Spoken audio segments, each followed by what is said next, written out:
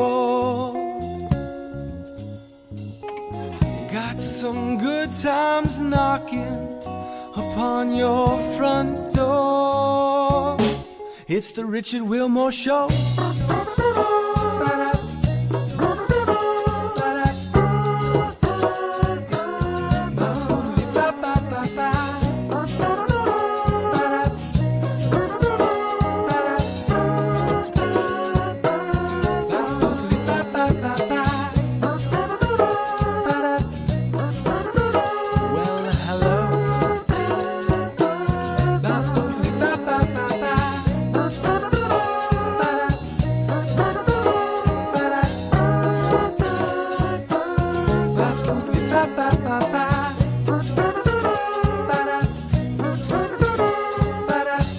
Ladies and gentlemen, Mr. Richard Wilmore.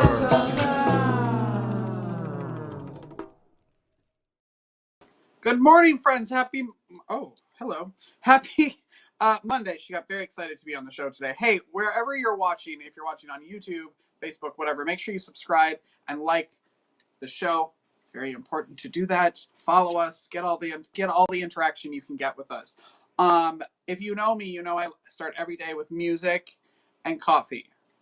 And today we don't have any music, but we do have coffee because I am obsessed with this Airstream coffee shop here in San Antonio called Early Bird. And I went there to talk to the owner who started this last year, and she absolutely loves it. And she wakes up at like 2 a.m. every day to offer you coffee at Early Bird Coffee. And so I felt like I needed to go and try some. So take a look at this, and then we'll be back with Constanza Roeder.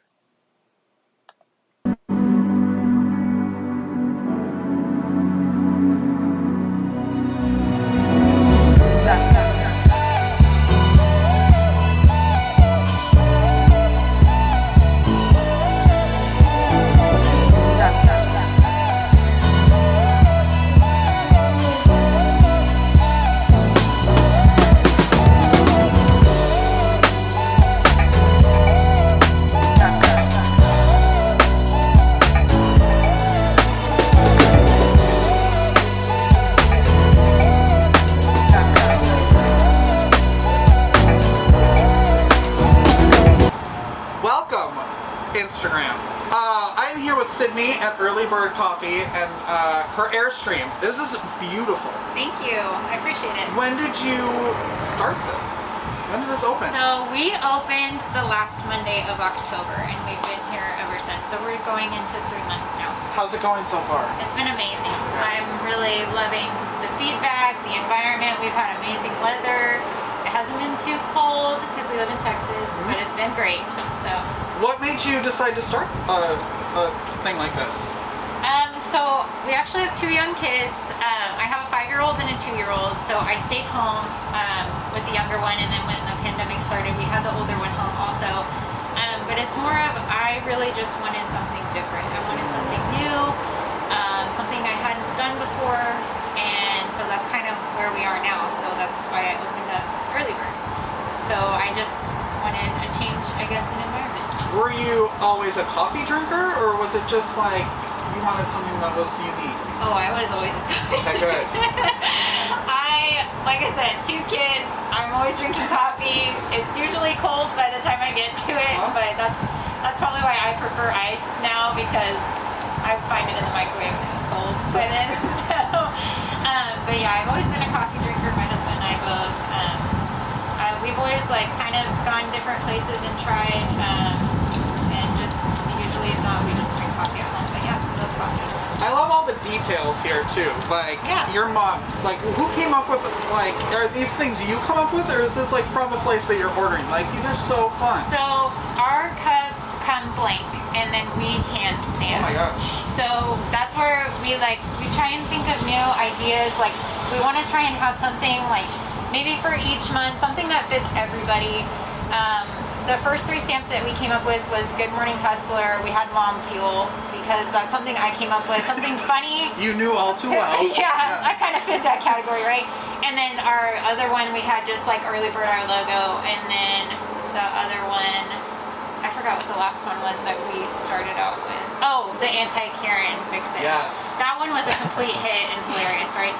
So the main reason why we started doing the stamps on the cups, like yes, we have our logo, but we also wanted to do like funny sayings, right? The world is crazy right now, and I think with that being said, we want people to laugh. We want people to like kind of forget what's going on and just know that they can come here and have a great time and just enjoy it. So that's why like this month we have the 2021 stamp. So it says, hey, 2021, be humble and act right. So we just want people to laugh. What's your favorite drink? My favorite drink is hot. I love our vanilla spice. That's our specialty. It's a vanilla latte with cinnamon, and I'll drink that hot or iced. And then iced, I definitely love our honey cinnamon latte. So I do that instead of doing a syrup. And then like my seasonal favorite this past month was the caramel coffee nut. So that is delicious. I love it. Also, they have vegan treats, and They do. that's what makes me happy. I get to come here and have some Miss Chickpeas Pop-Tarts Yep. and some really good coffee. What are your hours and where are you located?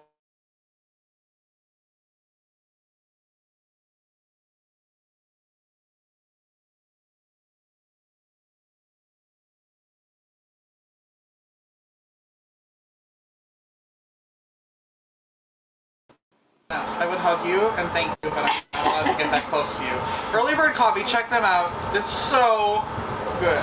Thank you. And our hours Yes. are from Tuesday through Saturday, and Tuesday through Friday we're from 7 to 1, and then Saturdays we're open 8 to 2. There you go. She gets up very early, so make it worth her while.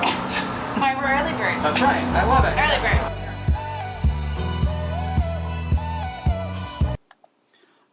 That's Early Bird. I love them. Okay. They have a great coffee, and it's right at Heaver Oaks Shopping Center, and so they have a little area there you can go sit. It's really great.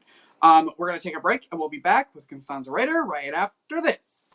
Balls. Funny name, serious plant power, healthy whole food goodness in one single bite. Wineria SA. Let's enjoy some great vino together. Let's do a virtual wine tasting, enjoy exclusive artisan wines, and join the club. Neon Castaway. Handmade accessories for a colorful life. Teenus. Handcrafted, farm to cup, organic, quality. The Classic Theater, creating excellent theater in San Antonio, Texas that is relevant, diverse, entertaining, and transformative. Super random, everyone, but we upgraded to HD, and man, do I need some makeup and better light. Hi, good morning, Stanzi. Good morning. How are you doing, Richard? I am super. How are you? You know, I'm alive, awake, alert, enthusiastic. Good. Are you So drinking coffee today? Stanzi's not a coffee drinker, and when she has an ounce, it's a lot be careful. of caffeine for me. Yes. I'm a matcha tea in the morning kind of girl. Mhm. That's enough caffeine to get me going. Through the So week. yeah. Stanzi is the founder and CEO of Hearts Need Art Creative Support for Patients and Caregivers, which is a nonprofit in San Antonio, Texas. But of course, it's virtual world, so you're allowed to go and hang out with them anywhere you want to be in the United States. This is going to be one of those interviews where I know all the answers, so I'm going to pretend that I don't and let you answer them. Because full disclosure, I work for Hearts Need Art. It's true. And I love them. So tell everybody what Hearts Need Art is. Yeah. So Hearts Need Art is an arts and health organization. Arts and health is a field that uses the arts to promote health and well-being in diverse institutional and community settings. So we tend to work in institutional settings like hospitals to create moments of joy, self-expression, and connection with people facing life-altering health challenges through arts engagement, advocacy, and innovation. And we've had to do a lot of innovating this year. It's been really fun because we Good thing couldn't. we're creative. Yes, so we were creative. Pre-COVID times, we were working directly with patients and caregivers in healthcare settings here locally. And then when COVID happened, we shifted all of our programming online and now support programs in Chicago and Southern California and New York and kind of all over. It's been a really fascinating year.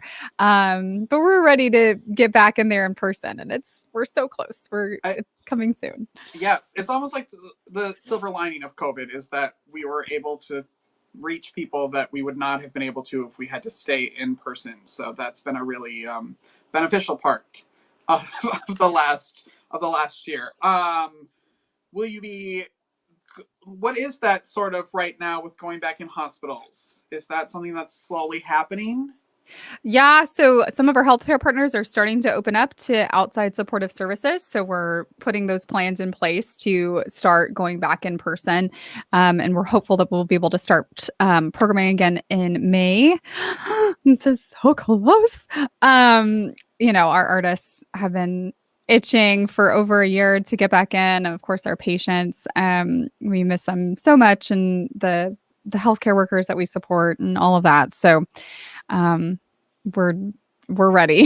It's been a long year, so we went into the hospital, one of the hospitals last week, Stanzi and I, and we were just there to like talk to people. We weren't doing anything arts and health related, and just seeing some of the nurses that we haven't seen in a year, and just them seeing us, yeah, like they're screaming, and we didn't even do anything. It made me feel like a pretty good rock star while I walked in there, and I was just having people like scream at me. But yeah, it's one of those things where the work that gets done with patients gets a lot of focus, and of course, we're there to support patients that are experiencing long hospital stays and really a lot of trauma going on in their lives, and this gives them an expressive outlet. And we bring people in that are just loving and caring, just to love on people through the arts, and it's a really powerful thing to do. But the impact on the healthcare workers, just having an arts and health program present, it really transforms their work environment. And with burnout in healthcare workers has been a problem for a long time. And now post-COVID, it's way worse. Like with young adults that are in healthcare, the burnout rate, I think the latest statistic coming out was in the 78%. Like it's so many. And, which is why this last year we developed our Gratitude Grams program, because we were trying to figure out some way to support our healthcare workers. Because if our healthcare workers are burning out, they can't provide optimum care for their patients. And so, these healthcare workers are too busy to like attend a retreat or attend a class or anything like that. So we needed some sort of delivery. Sometimes or they eat don't sometimes. even have time for lunch. I know friends who, they don't. Yeah. They eat it on the go. Yeah. So we wanted to come up with some way that they could get a dose of the arts on the go.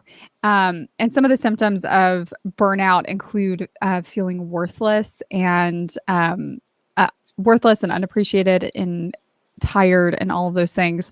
So we developed our Gratitude Grams program. So when a healthcare worker enrolls in our program, if you're a healthcare worker listening, you can go to heartseenart.org and click on the Gratitude Grams button. And you can go through the steps to enroll. It's super simple. When you enroll, we match you with one of our artists, musicians, or writers. And each week, they will send you a personalized email and a video message that includes a message of thanks about how much we appreciate the sacrifice you make every day, along with a uplifting song or an encouraging poem or a simple art activity that you can kind of doodle at your desk, just something simple to kind of help shift your mind away from some of the negative stuff that goes on in work and to let you know that what you're doing is important and it's seen and it's appreciated and that we love you so much. And these little videos are like 3 to 5 minutes long. So people can watch them anytime they have a moment. And a lot of times they go back to them throughout the week. So it's a really special program that came out of COVID that we're going to keep going forward because like I said, burnout isn't a new issue and our healthcare workers really need to know that they're appreciated. So. And people, you don't have to be a healthcare. If you know a healthcare worker, you can sign someone up. If you want to send one to a healthcare worker, you can sign someone up. So you don't have to just be a healthcare worker to like be involved in that program. Yeah, and people know. Thanks for saying that. And anyone can go to click on the Gratitude Grams page on our website and actually send a note of gratitude to a healthcare worker. So if you're watching and you knew someone that had COVID or is in the hospital recently, and you want to just express your gratitude to healthcare workers, there's a form on that page where you can write a note to a healthcare worker, and then we read those notes in the Gratitude Gram videos, or we include them in the emails. So that's a really great way that you can, for free, support healthcare workers. And then if you know someone specifically that you have their contact information and you want to send them a Gratitude Gram, you can do that for $5. You can pick any one of our we have several Gratitude Gram videos on there that you can choose from, and then you can type your own personalized message and then email it directly to them.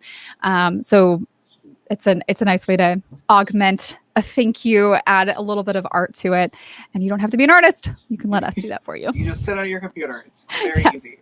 There's a lot going on at Hearts Need Art right now, so I want to get through everything. Good luck, Richard. Yes. You have two big things happening this week at Hearts Need Art. One, the first one I want to talk about is the Create-a-thon, which is really also something you can do from your computer.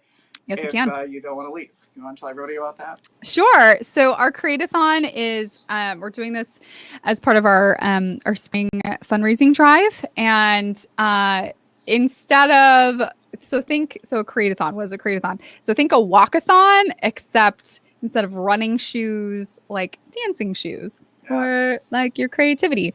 And you do not have to be an artist or consider yourself creative to participate in the Create-a-thon. First, I'll just say that we offer our services free of charge to our clients, to our patients and caregivers, and the only way we're able to do that is because of generous people in the community who fundraise for us throughout the year or donate. So you can go to heartsneedart.org/create for a cause, or just heartsneedart.org and click on the Create-a-thon button. And the Create-a-thon starts on Thursday, on World Art Day. So what better way to celebrate World Art Day but with a Create-a-thon? Good timing. Yes. And for 7 days, so let me back up. I'm going to have myself. When you go to our website, you can create a fundraising page. And for the 7 days between April 15th through the 21st, we're encouraging people to post a creative activity each day on their fundraising page. Your fundraising page can also connect with a Facebook fundraiser. So if you have a Facebook following, that's an easy way to get your friends involved. And so you can post on that page as well. Anyway, but we use the arts to create moments of joy, and we want to give people that support us opportunities to create moments of joy for themselves and the people that they're connected with. So even if you're not a creative person, your $15 registration comes with a Hearts Need Art tote bag and a downloadable PDF of our 7-day activity book. So you can just like walk through day by day with the little activity book, and it's all very simple, very accessible things that you could do with your kids, that you can do with your partner, like you can do on your own, and post pictures of that throughout the week.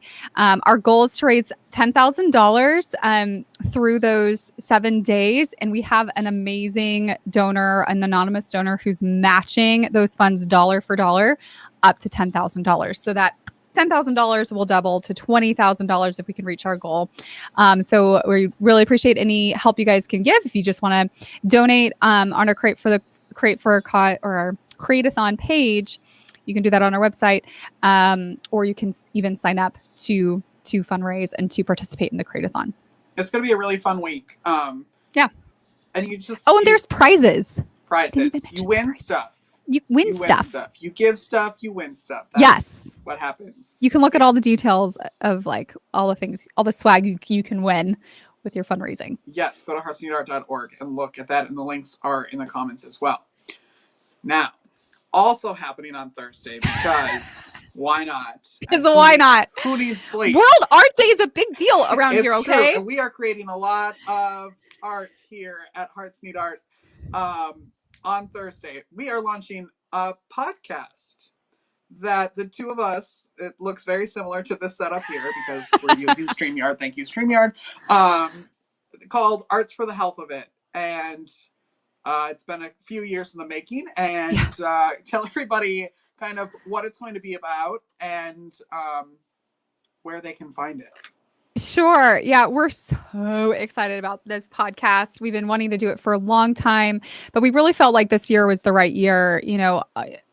This throughout COVID and the lockdowns around the world, we've really seen an explosion of the arts and of art making and people singing out their windows and picking up new crafts or arts practices. And there was a study done out of the University of London that showed that people that engaged with their creativity for 30 minutes or more a day during the lockdown had lower levels of anxiety and depression and all of those things.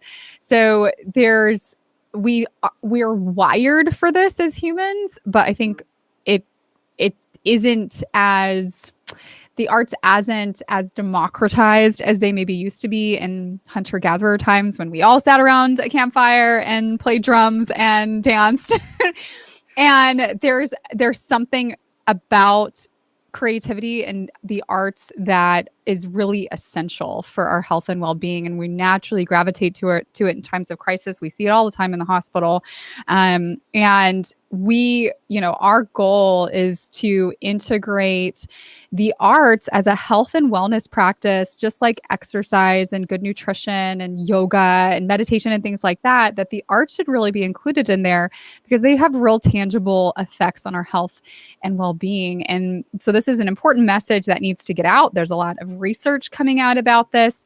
And so we felt that it was time for Arts and Health to have a podcast. So we partnered with the National Organization for Arts and Health to bring you tips and tricks to integrate creative practice into your lifestyle through expert-led interviews. And so we're talking to creative arts therapists and artists of all kinds of different sorts and researchers and doctors and all kinds of things. And it's just been so fun. And I can't wait for everyone to hear all these amazing interviews that we've been able to do.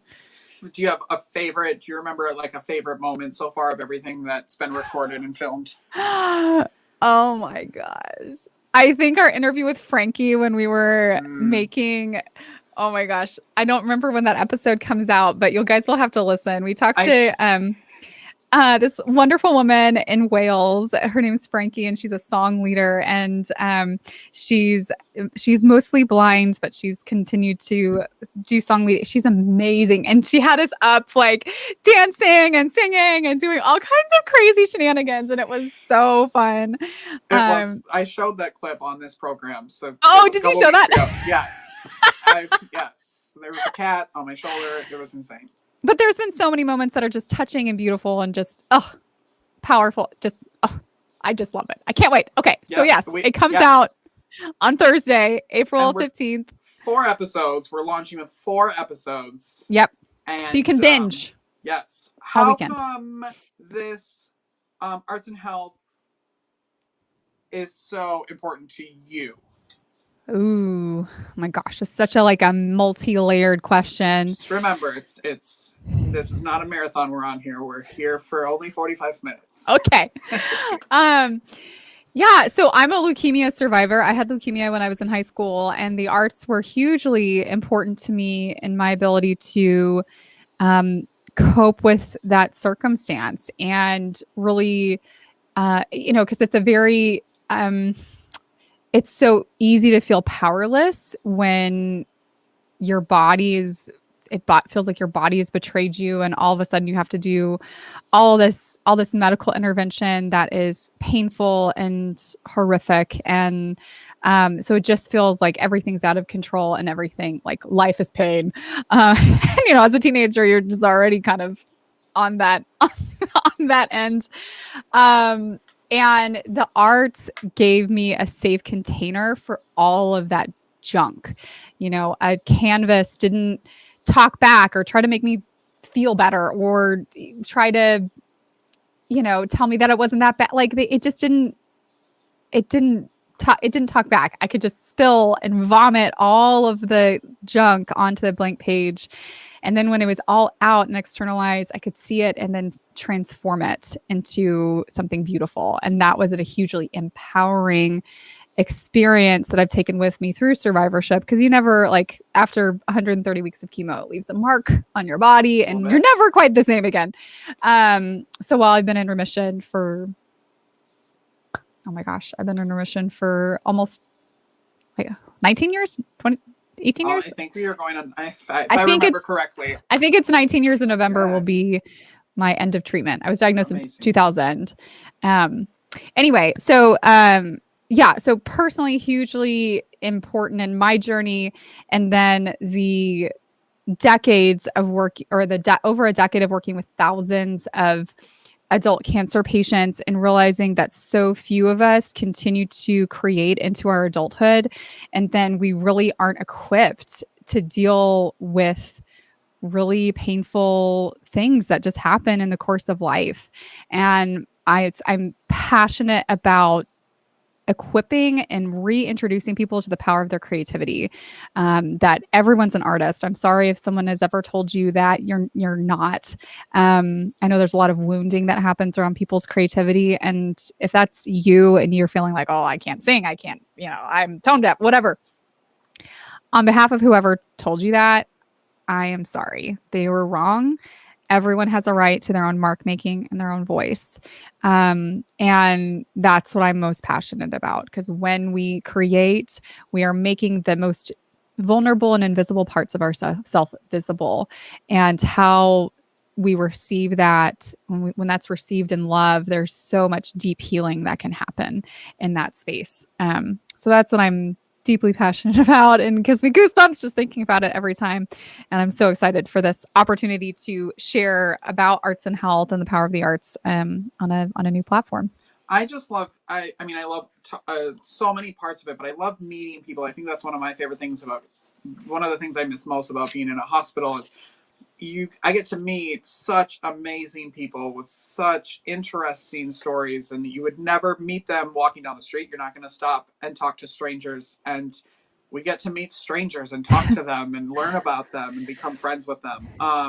So 4 episodes launch on Thursday on iTunes and Spotify. And all the things. We're recording all the episodes so you can watch them on YouTube as well. Certain ones should be watched because of the shenanigans that are happening in them. But I want to show a little clip about the premiere this week for Arts for the Health of It. Take a look.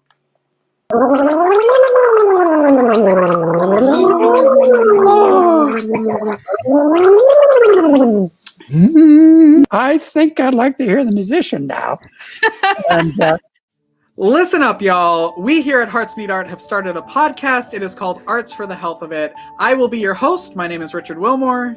I'm your co-host, Constanza Roeder. The first 4 episodes launch on World Art Day, April 15th. Our podcast is presented in partnership with the National Organization for Arts and Health. That's a really good question, because art therapy in itself is quite a new concept.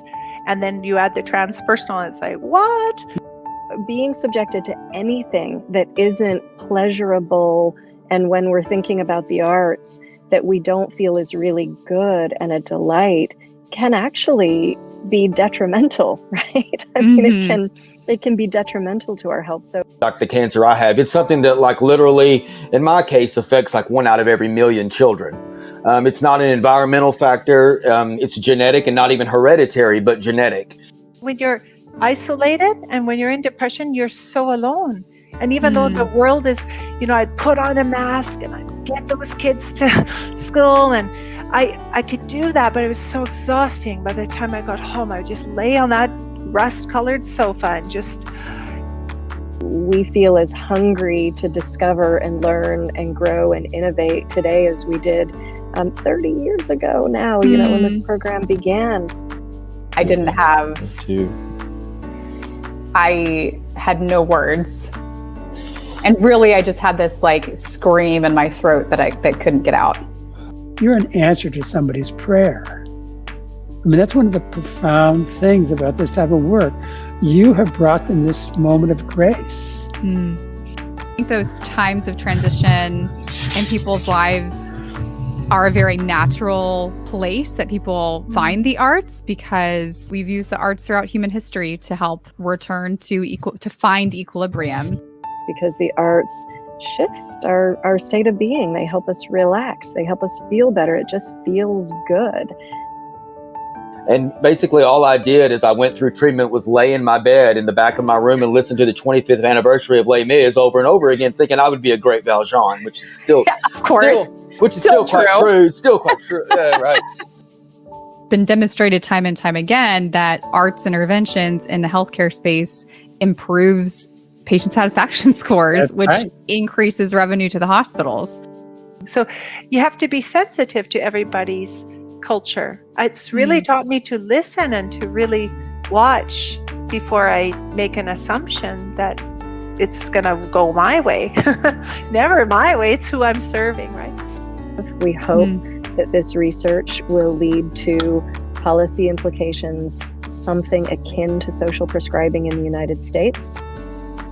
But for me, it's just about making moving pieces of art that move people and resonate inside of me and with the people I'm communing with at the time, no matter what. I love this quote by Arne Garberg. He says that to love someone is to learn the song that is in their heart. Oh, wow. And then to sing it back to them when they have forgotten. Oh. Make sure to go subscribe, rate and review the podcast when those episodes launch. And don't forget, keep creating, everyone. See you on the 15th. I'm just a little songbird, try to fly my way homeward with the melody. Oh, And shout out to Natalie Lane for her beautiful song that we're getting to use for our podcast. It's exquisite. I have been editing the episode and I've spent way too many hours going through all of these, and every single time I watch one or rewatch one or edit one, I get goosebumps. I'm very proud of what we've put together, and it's going to be a really, really good podcast. If I do say so myself. Yeah, I was like last week or a couple weeks ago when I hadn't seen, like we hadn't fully put together a whole episode. I hadn't seen a whole episode yet. And I was like, is this gonna be terrible? I don't know. Oh my gosh. And it's always really scary anytime you do something new and you put something out there, it's your baby. And then it's like, are people gonna think my baby is ugly? I think we have a pretty cute baby. He's a cute baby. She's a cute baby. It's a cute baby. Arts for the Health of It. It premieres on Thursday. Anywhere you listen to podcasts or YouTube to watch it. There's also a Facebook and, all the things. Stanzi, thank you very much for jumping on this morning with me. Thank you, Richard. I'm sure you'll call me later today. Probably. All right, good. We'll be right back with John Cooper, everyone. Bye. Lick Honest Ice Creams. Know what you're licking, y'all. Made in Austin, Texas since 2011. Unique flavors inspired by what's in season locally. Go Vegan San Antonio, a vegan comfort food truck located at the Block in San Antonio. Rebel Designs, handcrafted sterling silver jewelry designed by Shelley, inspired by nature. The right fit, style, makeup, and fitness, taking the stress out of getting dressed. We're back, and I have a new co-host here with Winnie. Hi, Doug. Hey, how's it going, Richard? It's going. How are you? Good, thanks. Good. Thanks for being here today. Thank you. That was great. The Hearts Need Art. I mean, just to kind of echo how simple that was while I was listening, I made a donation of a large art kit. Super easy. Go to the site. Everybody make a donation, whatever you can. And something else Constanza said, I think, really resonates with me when people ask me about writing and, how do you write a book? And, she said about the creation of art is the same way I describe it, is that you just vomit on the page or whatever you do. And then you go back and you clean it up later. There's no perfect first draft. It's just about getting, what's inside you out. No one's published the first thing that they've ever written. No one's written something and then published it. Yes, I call it word vomiting, and some people think that's really gross. A gross way to describe it, but I think it's the perfect way to describe it, because it literally is just whatever comes out is what you should put out, and what happens when you do that is sometimes remarkable. Absolutely. How did you get into writing? Just always, always thought about writing. I was kind of a strange combination in school of I was math and English. had the left brain, right brain duality. And my undergrad is actually in math. And the reason, being a 17-year-old boy, I was thinking I wanted to be a teacher, and I just took the easiest path. I was like, I don't want to grade these long papers. I want to just do the simple grading of math. So I actually went into math, and then about my junior year in undergrad, just my right brain kind of exploded and just started learning music and wanting to write, and journaling was how I got my start, and was just journaling nonstop. And then as I did that, some themes and ideas for stories started to emerge. And then, as we were just talking, I just kind of sat down and threw it all up, and then looked at what I had and said, hey, there's some salvageable stuff here. Yeah. Do you still journal? I do, but I've actually kind of gone over to this tablet called Remarkable, which is it's a nice, nifty little device that it actually feels like writing on paper.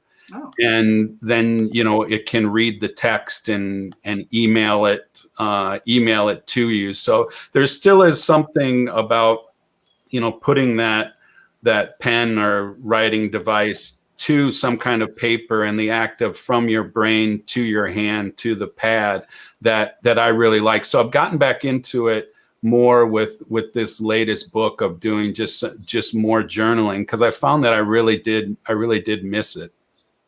I always wonder about that with people. I'm a physical book person. Like I don't have ebooks. And I worked at Borders bookstore. Do you remember that bookstore? Of course. I worked there for a very long time and worked right up until they closed. And at the end of that was sort of the ebook explosion. Like at the end of Borders was sort of when they were getting popular. And I just remember thinking, I don't know how people can look at a screen and read. And then I think it's the same way with writing, where I need to write things down first before I even type them.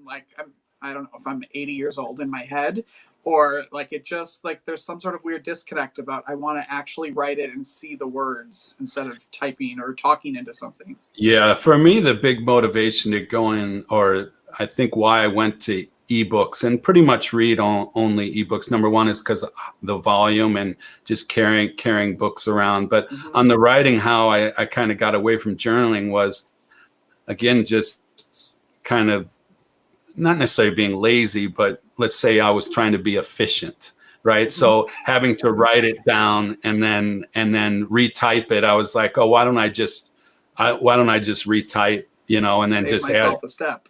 Yeah, exactly. And then you just kind of, that's for me, just the whole hands on the keyboard was how kind of my thoughts come to me. But, as things do, they change, and I've kind of gone back, and like I said, with the book I'm working on now, I've, all the scene development and kind of the sketch I wrote out on the tablet, and really, really kind of enjoyed doing my morning writing again on that tablet.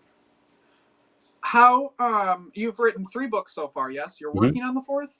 Yes. How does that feel to be what was that like? That first time the first book was published and it's all done and it's out there. What does that feel like?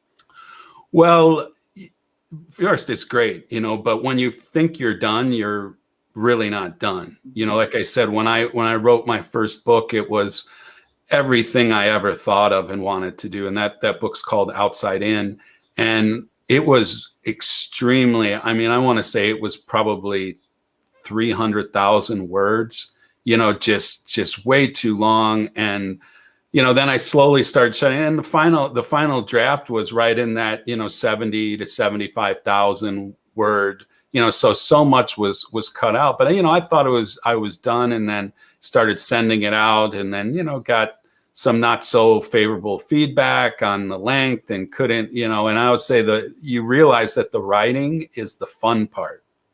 And, it's the selling that's hard. And, my publisher, we always kind of had the mindset that this is a 3 to 5 book journey. So, having 3 books and is great, but each one I've learned a little bit a little bit more and how to craft, and I'm much more efficient on the story development and writing. Now I can get a book done, if I really sit down and get a draft done in 3 months and probably have it edited in 6 months. Wow. and ready. But, I still am at a pace of about a new one every 2 years, just because, building the brand, and you don't want to flood the market with too much. You want to give each book time to kind of circulate and kind of have its life before you put something else out.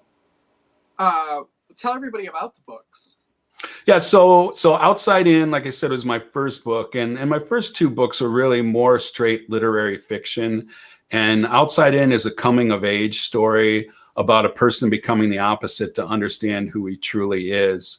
So really a lot on this idea of becoming, but I purposely made the character 28 years old. I wanted to kind of do like a later Catcher in the Rye version, not somebody when they're 18, figuring stuff out, that somebody when they're 28 after they've gone out and lived some life and are kind of coming into that, closer to that 30, and really just trying to understand who they are.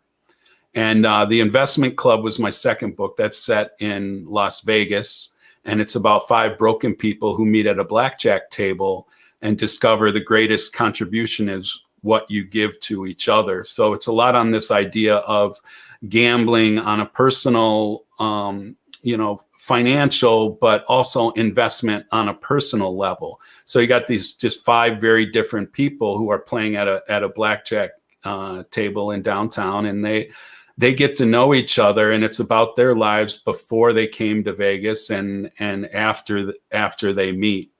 And the third book is called Focus Lost, and it's about the line between passion and obsession, and really more of a modern day Garden of Eden story, where you have an actor, his agent, and a nature photographer, and how their lives intertwine. And so the actor Levi Combs is the devil character, and his agent Ava is the Eve character, and the nature photographer is the Adam character. So it's this, story of these 3 and how they come together. A lot of biblical themes. It's set in Los Angeles, so kind of hits on some of the film industry, and that's more of a thriller. So I've kind of gotten more into thrillers, and then my new book is going to be a thriller as well. I've kind of found that I like to incorporate the literary with the thriller aspects.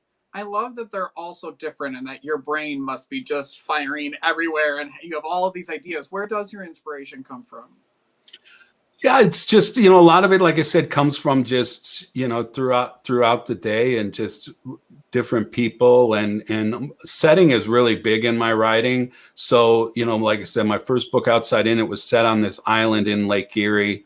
And the second book was in Las Vegas, and the third book in Los Angeles. So a lot of it is, when I travel, and I've lived in a lot of different places and traveled quite extensively. And if I'm someplace and, they say the sacred places choose you, you don't choose them. So if I'm someplace and I'll be like, someplace really grabs me, I'll kind of start looking into it more. And then if I like the setting, and then some characters will start to take shape. And then right there, you get the setting and the characters, you're kind of on your way already. I love that. The books are, of course, available anywhere books are available. Amazon. You can go to buycooper.com to find that out. I want to talk about your podcast too, because I was looking at that. What a cool concept. I love the concept of that podcast. So tell everybody about the Store Next Door. Yeah, Store Next Door is something that I've started, and I wanted to do something where I'm promoting other authors and also bookstores. There's so many great independent bookstores around, and which are growing. A lot of people think, oh, bookstores are dying. No, but bookstores are really growing. And, they're just such a great small business, and they're all so unique. And so I thought, I want to have a different bookstore owner, a bookseller on, and let them tell their story, how they got into selling books, and what their store is about, how it's unique, some of the things that they're doing. And then I usually have another author on as well and talk about their books. And it's really just my way of giving back to the different, two other authors, two booksellers. And it's a lot of fun for me to hear these other stories and participate. And I read so much anyway. So I was like, hey, this is a great little fun project for me. So yeah, you can find that at storenextdoor.us, and all the episodes are available there. Oh my gosh. This is a lot. This is what happened. Oh, what is she doing? I don't know. I love that you're like building that connection with other people who are authors, and that it's not competition, that you're all there to support each other. And I think that's really important.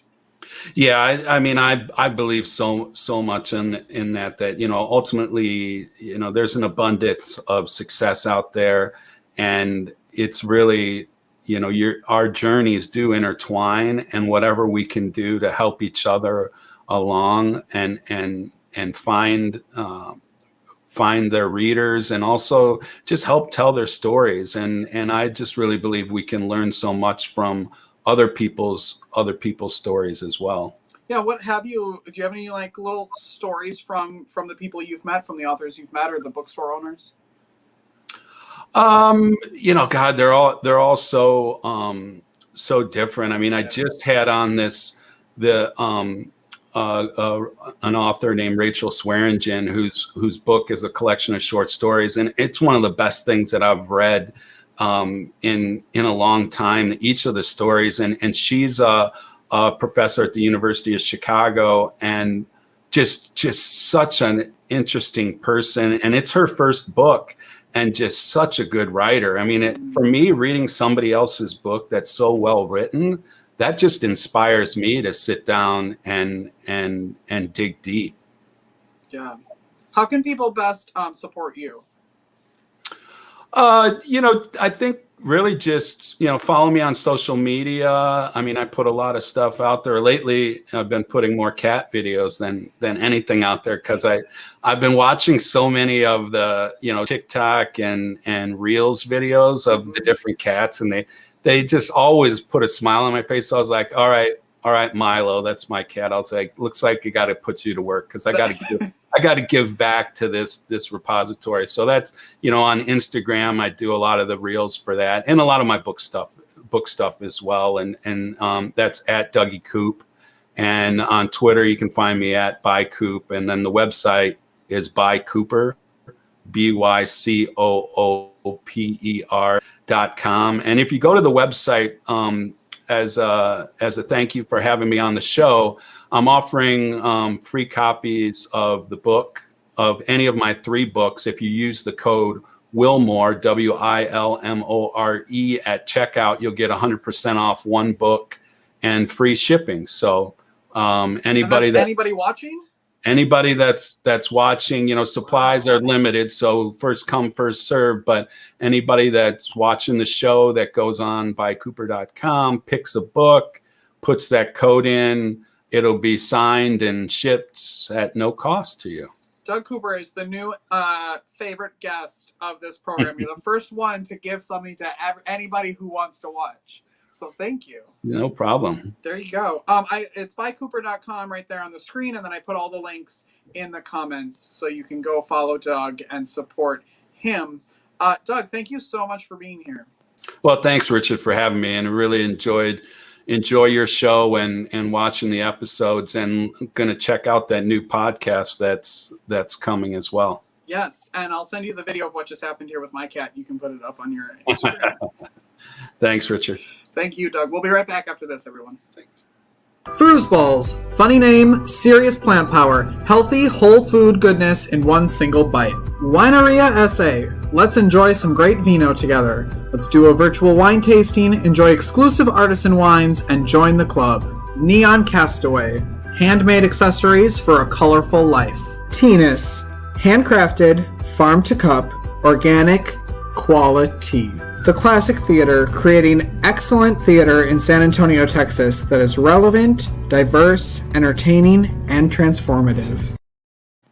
All right, that's our show, everyone. If you enjoyed today's show, and if you would like to help support us, so maybe I can get a cat babysitter while I do this, and so they don't destroy the show, you can support the show by becoming a coffee sponsor. Go to buymeacoffee.com/richwilmore and support the show. The comments are also, or the link is also in the comments. I want to thank Stanzi and Doug for being on the show today. I want to thank you for watching. Make sure you subscribe and share and listen and heart and all the things you have to do to keep the show going. Thank you very much. We will see you next week, everyone. Have a great week. Bye. It's the Richard Wilmore Show.